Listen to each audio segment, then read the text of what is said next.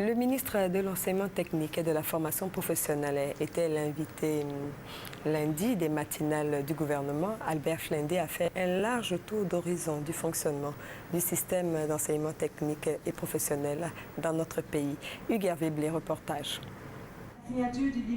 L'engagement du ministre Albert Flindé, mettre en place un système d'enseignement technique et de formation professionnelle dans la perspective de construction d'un pays émergent à l'horizon 2020.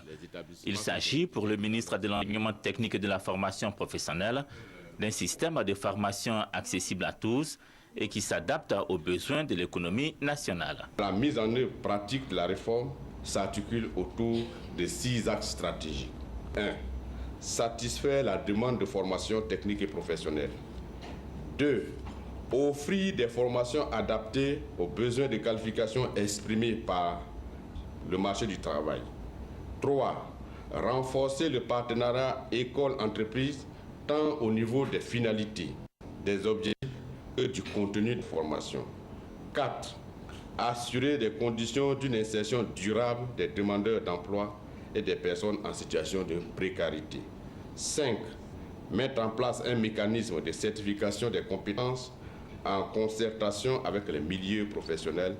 Et 6. Enfin, promouvoir une gouvernance efficace et efficiente du système en privilégiant l'autonomie et la responsabilité des structures d'enseignement et de formation.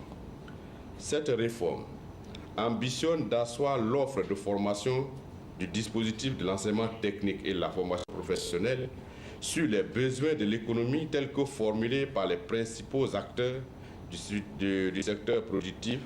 Il s'agit en un mot de définir désormais la formation à partir de l'offre d'emploi et non l'inverse. Pour l'invité de la 17e édition des matinales du gouvernement, la réforme dévoilée ce début de semaine est un processus évalué à 90 milliards de francs CFA et qui va durer une dizaine d'années.